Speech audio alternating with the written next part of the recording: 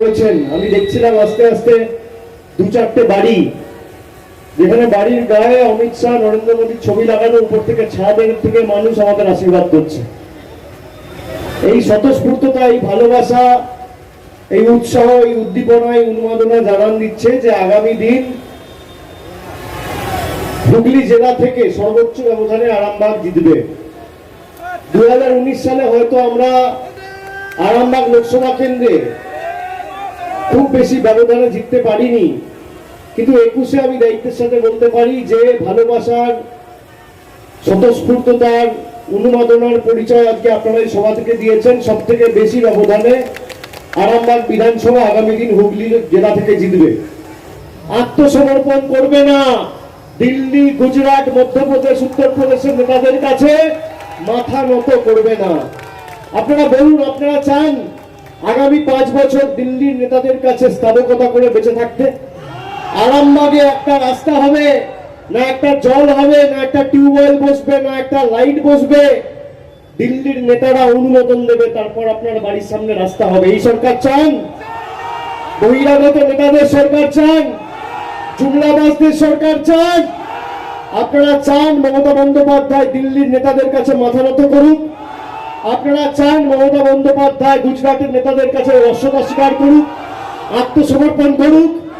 আমি কথা দিয়ে যাচ্ছি, ভারতবর্ষের একমাত্র মহিলা মুখ্যমন্ত্রী যে বিজেপির কাছে আত্মসমর্পণ করেনি। ভাঙা পায়ে আগামী দিন বাংলার দাবি দাবা নিয়ে লড়াই হবে, আর বাংলার দাবি দিল্লির বুক থেকে আমরা ছিনিয়ে আনবো। এই কথা, এই দায়িত্ব আমাদের সকলের।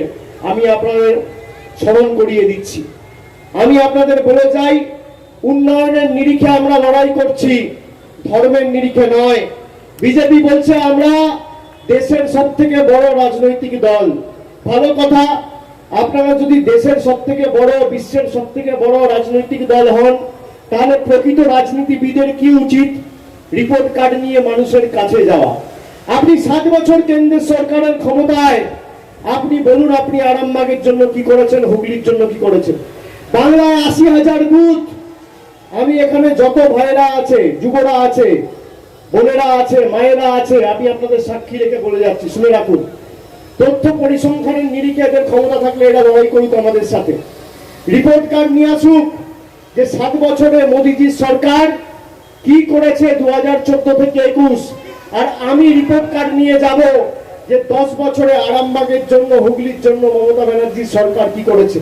বাংলায় 80,000 বুথ আছে। কোথায় বসবেন আপনি ঠিক করুন, কোন মঞ্চে দাঁড়াবেন আপনি ঠিক করুন, সময় আপনি ঠিক করুন, সভা আপনি ঠিক করুন, মঞ্চ আপনি বাঁধুন, সঞ্চালক আপনি ঠিক করুন। 1 ঘন্টা আগে আমাকে সময় দেবেন, সেই সভায় আমি যাব। আপনি আপনার রিপোর্ট কার্ড নিয়ে আসবেন, আমি আমার রিপোর্ট কার্ড নিয়ে যাব। আপনার মোদীজি 7 বছরে কি করেছে, আপনার মোদীজি 7 বছরে কি করেছে, আর আমাদের দিদি 10 বছরে কি করেছে। তথ্য পরিসংখ্যান সামনে রেখে লড়াই হবে, উন্নয়নের নিরিখে লড়াই হবে। যদি 10-0 গোল দিয়ে মাঠের বাইরে না করতে পারি, রাজনীতির আগুনে পা রাখতে বলে দিল। পারবেন? ক্ষমতা রয়েছে, উন্নয়নের নিরিখে লড়াই করবেন। বলেছিল ক্ষমতায় আসার আগে 15 লাখ টাকা করে দেবো, কেউ পেয়েছেন 15 লাখ? বলেছিল বছরে 2 কোটি বেকারের চাকরি দেবো। এই আরামবাগে, হুগলিতে একটা লোক আমাকে দেখাতে পারবেন মোদীজির সরকার যার হাতে নিয়োগপত্র তুলে দিয়েছে চাকরি? মোদীজির নেতৃত্বে ভারতে 50% বেকারত্ব বেড়েছে, আর মমতা ব্যানার্জির নেতৃত্বে বাংলার 40% বেকারত্ব কমেছে। এটাই হচ্ছে বাংলা মডেল। শুনে রাখুন, এটাই হচ্ছে উন্নয়ন। এই বাংলা থেকে 75,000 কোটি টাকা কেটে নিয়ে যাচ্ছে।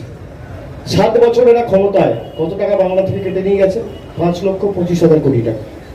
এই টাকা আমার করের টাকা, আপনার করের টাকা। শুনে রাখুন, আমফানের সময়, আমফানের ঝড়ের ক্ষতিগ্রস্ত মানুষের জন্য আমাদের বাংলার মমতা বন্দ্যোপাধ্যায় সরকার যখন 10,000 কোটি টাকা খরচ করছে, তখন দিল্লি থেকে 1,000 কোটি টাকা সহায়তা পাঠিয়ে বলছে মোদীজি নে রুপিয়া দিয়ে যায়।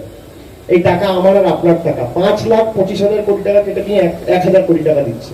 এই টাকা বিজেপির নেতাদের বাবার টাকা নয়, এই টাকা খেটে খাওয়া শ্রমিক কৃষকের টাকা। এটা মাথায় রাখতে হবে। আপনার পকেট থেকে যদি কেউ 500 টাকা চুরি করে আপনাকে 5 টাকা দেয়, আপনি মানবেন? বলবেন না 495 টাকা কোথায় গেল? জিজ্ঞেস করবেন তো। 5,25,000 কোটি টাকা কেটে নিয়ে গিয়ে 1,000 কোটি টাকা সাহায্য পাঠাচ্ছে। আর বাংলার জিএসটি কর বাবদ বকেয়া পাওনা 5,000 কোটি টাকা 2 বছর ধরে ঘুরিয়ে যাচ্ছে কেন্দ্রের সরকার, দেয় না। করেছে, আমি আপনাদের কথা দিয়ে যাচ্ছি, সুজাতাকে জেতান, তা 10 বছরে যা উন্নয়ন হয়েছে তার 5 গুণ উন্নয়ন আগামী 5 বছরে করে আপনাদের ঋণ পরিশোধ করে, আমি কথা দিয়ে যাচ্ছি। এবং ভোট সুজাতা মণ্ডলকে দিচ্ছেন না, ভোট মমতা ব্যানার্জিকে দিচ্ছেন, এই কথাটা মাথায় রাখবেন।